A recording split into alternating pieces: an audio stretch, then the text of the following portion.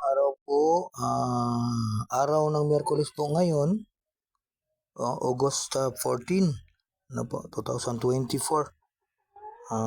Kaninang umaga, sa pagitan ng 7:20 AM hanggang 7:30 AM, yung pagitan niyan ay may nangyari pong pagsagian, ano po. Isang silver na sasakyan na kung saan ay habang nakahinto kami dito along National Highway Barangay San Miguel ito, at dito ay San Juan Road, dito kami ng anak ko ay mayroong isang sasakyan na to. Itong sasakyan na to na silver ay biglang kumat dito sa amin, pumasok, no? Kasi nga naman may bakante na ng paunti-unti, so tinyempuhan niya. Mukhang nagmamadali kasi pumakaliwa, ano? Tapos kami naman, nauna na siya sa amin, sumunod na kami. Dito na kami, around dito na kami, nakita na namin yung pagkakasagi dito sa motor na, hindi ko matanda ba o parang scooter yata yun. Tatlo ang sakay. Isang driver, yung matanda, at dalawang estudyante. Nakita ko yung kasi umangat kasi yung niya, bumper niya na nasa likuran, umangat. Marinig ko eh. Dito, umangat. So, overtake po siya na siguro, nagkulang siguro sa estimasyon o kalkulasyon. Kaya ganun ang nangyari, sumabit siya. So, kami naman anak ko, overtake. Pag overtake namin, sabi niya, "Hoy, sinigawan ako."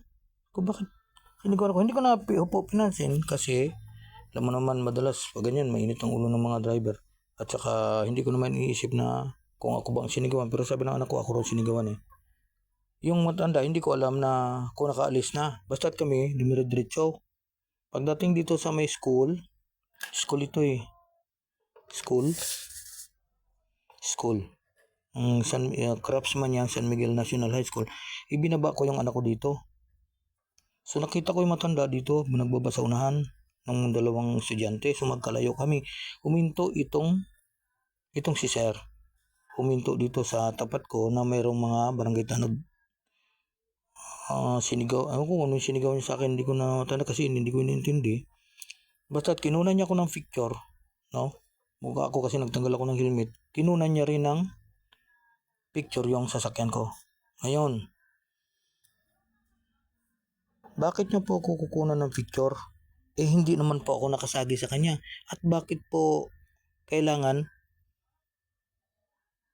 akong sumunod sa Justice Hall? Pinapasunod niyo po ako sa Justice Hall eh.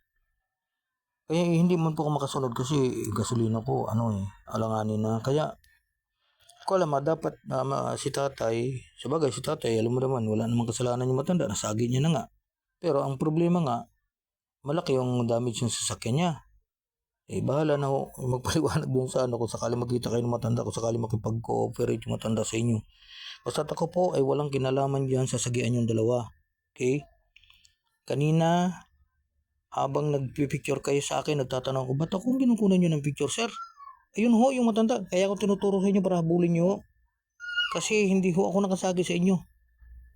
Ito, yung may karga na dalawang bata. Natotrauma ho yung anak ko sa inyo, sir ha. Minunan nyo ako ng picture. Ito, pag overtake mo sa amin, nagulat kami. Kinat mo na kaagad kami ng ganun. Pero okay lang, walang problema. Wala naman na aksidente sa amin. Basta maalaga doon, nakalusot ka na. Ang problema dito, sir, nagdating dito nakasagi ka. Hindi mo siguro namalayan, sir. Dapat tumingin ka na kaagad sa side mirror mo sa kanan para nakita nyo po kung sino nakadami sa inyo. Kasi kami po, pagkagaling namin dito kami dumaan sa kaliwa nyo. Kasi yun naman ang proper na pag-overtake. Kasi diretso kami dito. Ang pinatataka ko, sumunod ka, kinunan mo pa ako ng picture at yung aking motor. Sir, hindi ko alam kung anong plano mo, bakit kinunan mo ako ng picture. Okay? Kung sino po kayo, hindi ko kayo kilala. At bakit niyo po ako pinapasunod sa Justice Hall? Kasi sinundan ko po kayo doon sa may ONP kasi sabi ko, sir, usap muna tayo.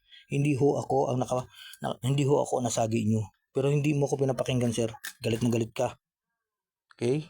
Siguro kung nagalit ka doon sa pagkakadamage ng sasakyan mo, naiintindihan naman kita. Pero wag ako dahil hindi po ako nakadamage ng hindi po ako ang nakasagi niyo. Okay? Sana malinawan kayo, sir ha. Dito pa lang, sir. Inubertikan nyo na kami. Okay? Kami ho yung nakamotor na inubertikan nyo pa ganyan. papaano ko po kayo madadamage? Ano po?